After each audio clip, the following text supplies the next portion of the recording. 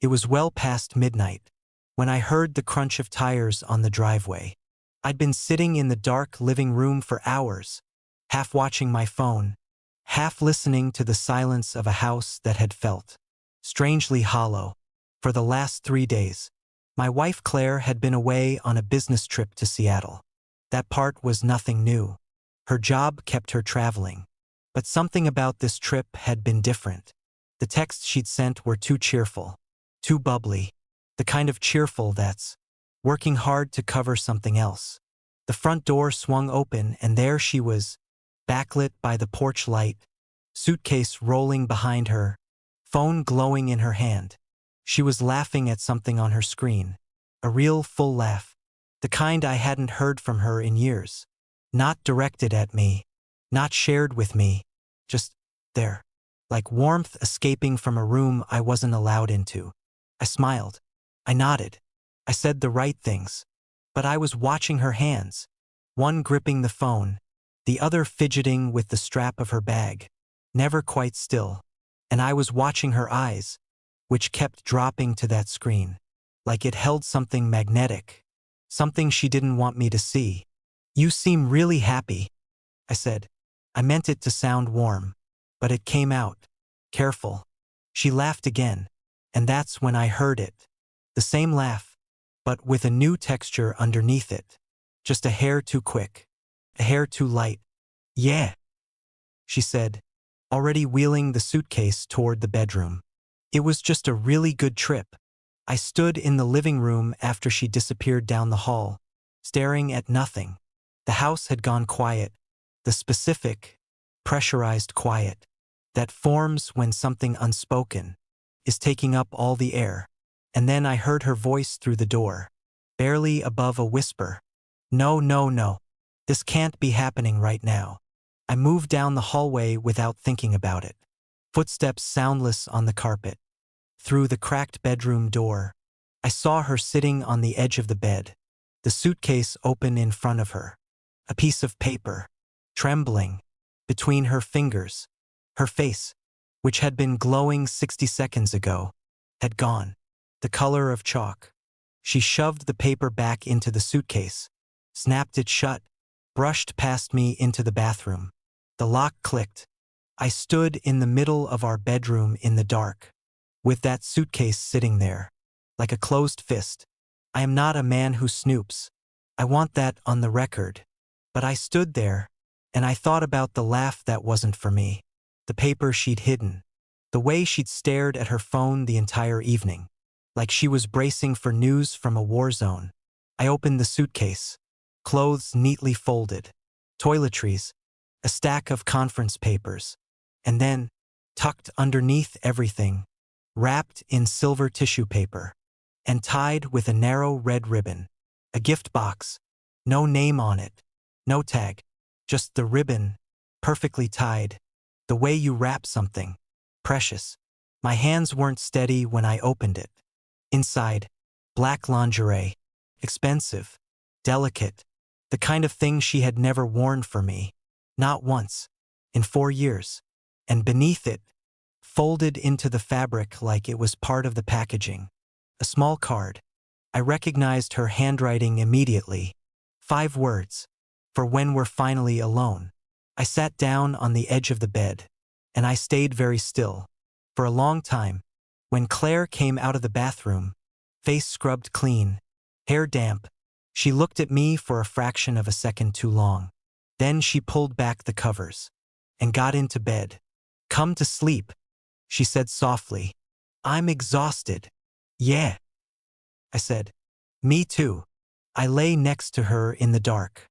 And I did not sleep. For one single second. By dawn I had her phone in my hands. She'd always used the same passcode, our anniversary date, something that now struck me as almost obscene. I scrolled through a conversation that went back weeks. His name was Daniel Price. The messages were not ambiguous. There were photographs she had sent him from the hotel room, the black lingerie in frame, a smile I hadn't seen in years. There were texts about how hard it was to keep pretending, and there was a booking confirmation, a resort in Scottsdale. 2 weeks away. 2 names on the reservation. Neither one was mine. I put her phone back exactly where she'd left it. I drove to a parking lot 3 miles from our house and called a private investigator named Marcus Webb.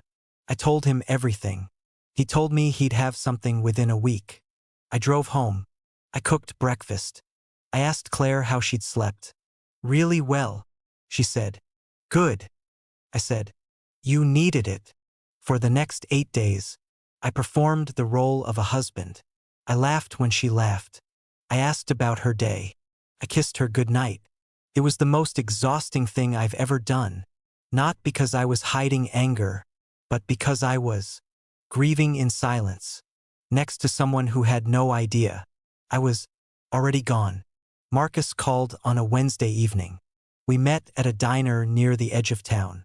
He slid a manila envelope across the table. Without preamble.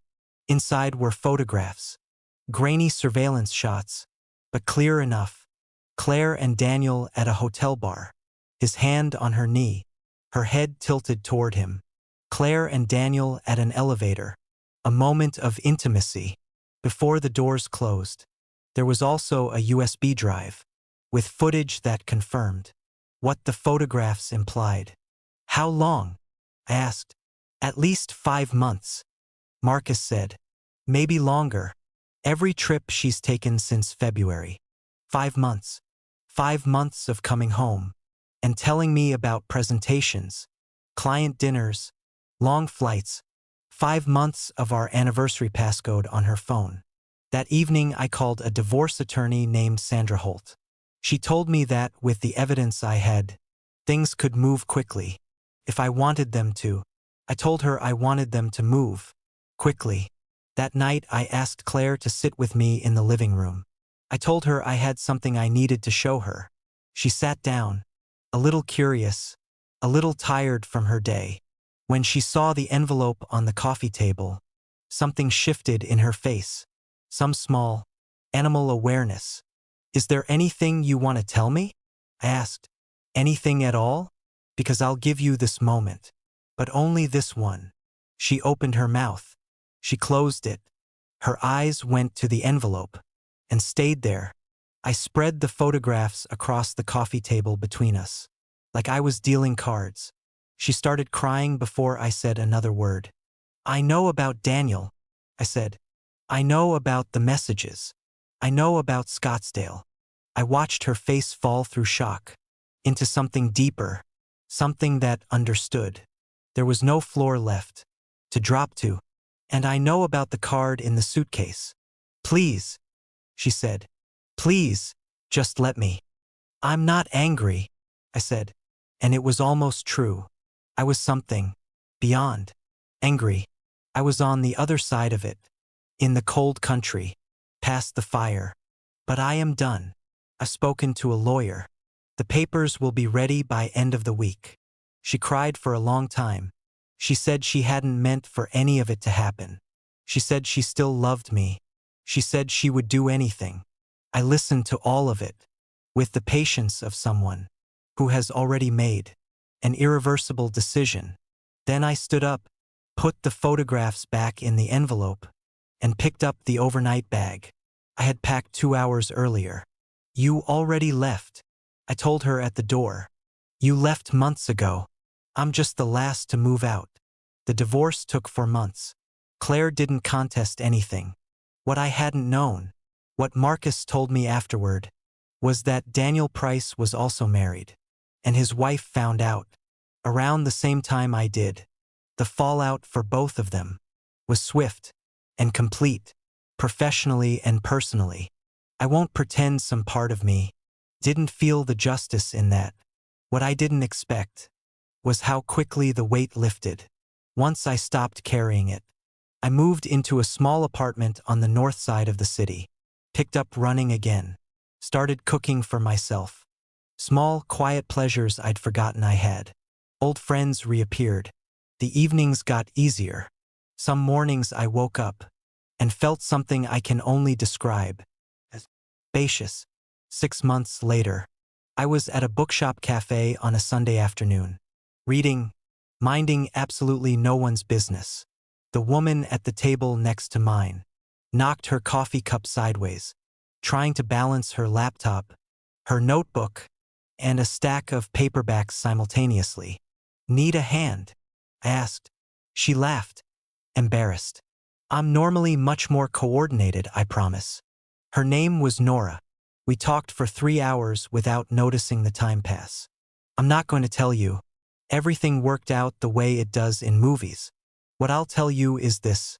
I thought being betrayed by someone I loved would be the thing that broke me open and left me hollow. Instead, turned out to be the moment I finally started paying attention to what I actually wanted, to what I'd been quietly settling for, to the version of myself I'd been neglecting for years. The suitcase and the red ribbon were the beginning of an ending, but endings, as it turns out, are just beginnings, wearing a different coat.